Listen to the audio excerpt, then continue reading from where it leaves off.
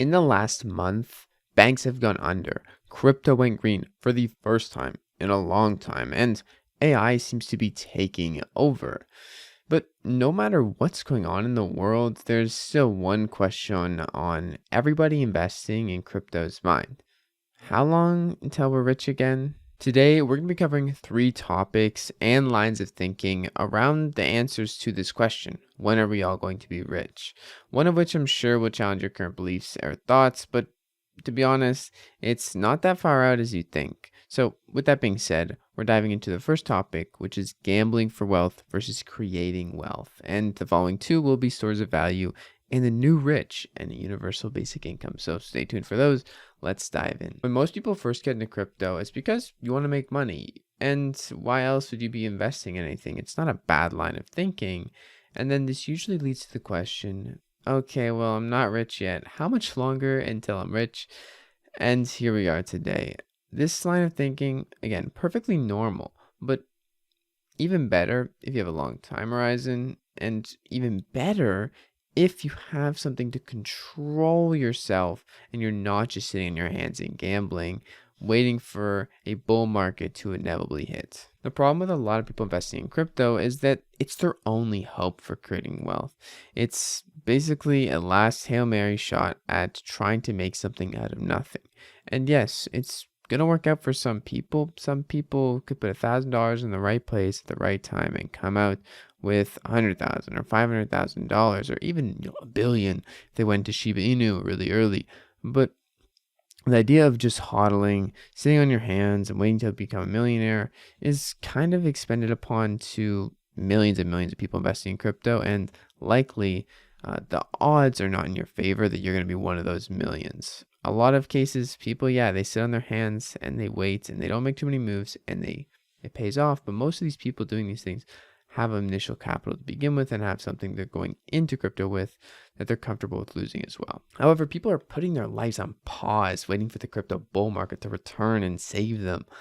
But if you're not growing, you're dying. I mean, it sounds harsh, but this is just the truth. Regression starts when you stop progressing. And if you're just waiting around for crypto to come and save you, once again, you are regressing and you're kind of dying in a sense. I mean, it's not that extreme. Yes, there's lots of worse things. You're probably doing okay if you're investing in crypto, but the world evolves every day, and it's just in human nature for us to evolve as we're here on this earth. Okay, now I've taken a while. Now, what can you do specifically in regards to stop gambling and taking a little bit more control? And are you already doing it? Well, my main point is to stop waiting around and putting everything on pause. That's the first step. Get out of that mindset. Do something, right? I did this for 6 months. I continued making consistent videos on YouTube, and I didn't really progress at all because I was complacent that crypto was going to come and save me. It didn't. It went down. It actually went down 80% more than I thought. And here we are today in my mom's basement still, and I lost like $300,000 to taxes, or 70% of my crypto. So you can't just sit around. You definitely need to take some lessons from the L's, and there's a lot of chances for you to grow inside a market that is very stagnant. Essentially, if you're going to wait around and do nothing, you might as well go and create something. I've made videos on this before talking about I'm not waiting for a bull market to get wealthy, and I'm not. I want to create wealth inside and out of any market condition and put something forward that when the bull market does come, not only is my investments going to return me dividends, but also the things I've been creating in the bear market, and through this channel, through whatever else.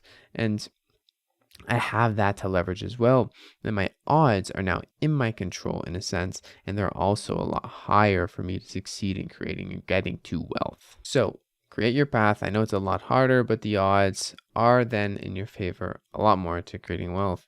And that's it for this topic. Now let's go on to stores of value. Crypto, and more specifically Bitcoin, have long been held up as a store of value. Kind of like how Simba in The Lion King was held up over the cliff, but in this case, underneath that cliff is an angry, very angry and hungry mob of anti-crypto critics. And recently, we've seen a large eye-opener for this line of thinking and this belief that Bitcoin or crypto is a good store of value. The banking crisis happened, banks are insolvent, and hundreds of billions of dollars of people's money are at risk. They can't have access to it. And, the dollar just being printed, trillions of dollars. And basically the value of anyone's banking account or savings account is going down at the mile a minute because there's so many more new tokens or issuances of currency that they denominate their life in being put out into the world, and that inflates the currency. They could have never known it was going to inflate because you don't know when these things are happening. But with crypto, with Bitcoin, these things are predictable, these things are scheduled, these things are absolutely 100% transparent, and therefore a lot of cases are deflationary or net neutral and not inflationary. People know what they're getting into when they get into it, and they can store their value somewhere like this over time instead of the US dollar, because the US dollar, they don't know, if the guys in power are going to print a million, bajillion of them or trillion. And this way it's transparent. And if the collapse of the US dollar is so inflated in the future that people have to spend $100 to buy a piece of toilet paper, then Bitcoin or crypto will probably be here as a store of values then, because it's not going anywhere, and blockchains have a lasting public ledger that basically is going to be here until people decide to stop upholding the ledger.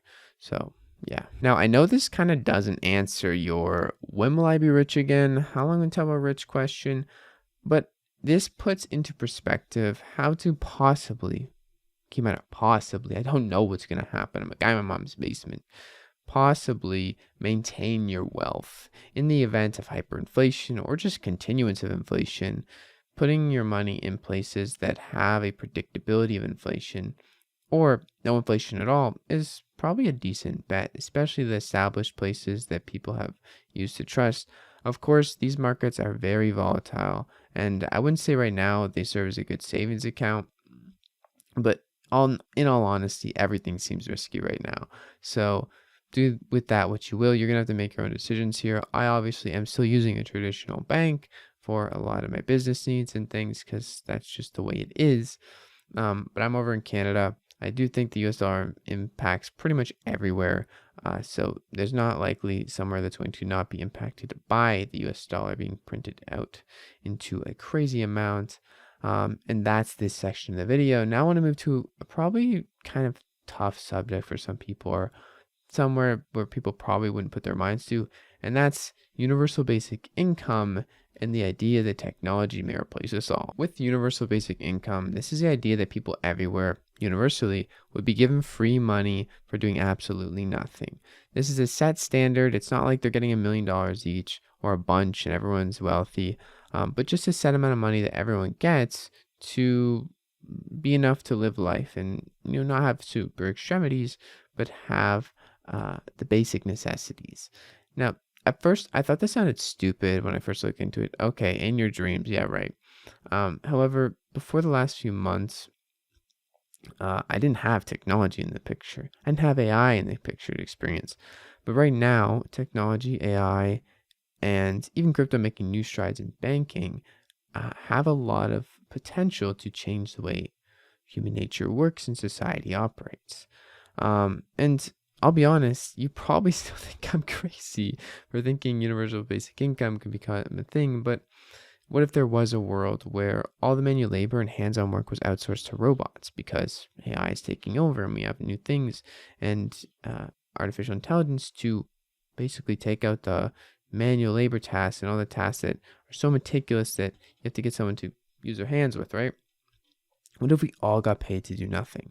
Universal basic income, and then all these people pursued the things that matter most to them.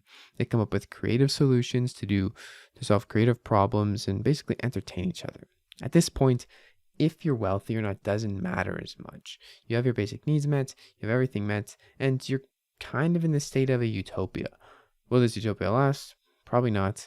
But it's an idea that is actually possible, I think, in my lifetime. And I'm not saying to just wait for that because that's like the gambling versus building something, but I'm just putting it out there that this path of life may be approaching us sooner than we think. Universal basic income kind of defeats poverty in a sense. It takes away poverty. Now, that is probably farther out than we want.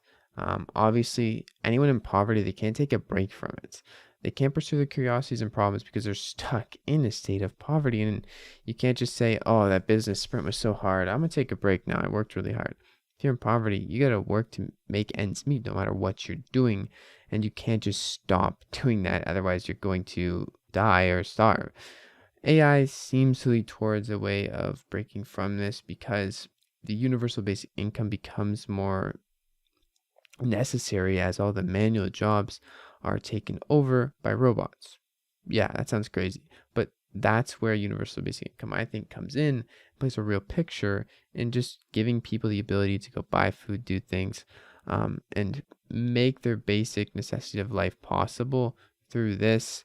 And at the end of the day, that's kind of what I think life is going to go. So that's the weird spin-off of this. I know it doesn't answer the question, how do I get rich? But I wanted to throw it out there because I know a lot of people probably be interested in it, or maybe you take badly to that idea. It's probably going to take a decade, 2 decades, maybe even three. But the rate of growth in AI has been crazy. I think this is much more possible than it was even 2 years ago to think about. And I am reading a book right now called Utopias. It's Utopia for Realists. If you want to check it out, it's by Rutger Bregman, Utopia for Realists. Talks more about this and the realistic point of it. So if you want to check out that book, you can do so. But at the end of the day, getting rich is hard. Creating wealth, getting rich, all that stuff, it is not easy. You may strike gold while sitting your hands in crypto, but you're much, much better off trying to build something. Because if you do strike rich and you strike gold in crypto, if you're not prepared, you're going to blunder it all. Anyways, hardest things in life are the most rewarding, I've found, and I think you'll find that too. I'll see you guys in tomorrow's video. It's been your friend Jack, and peace.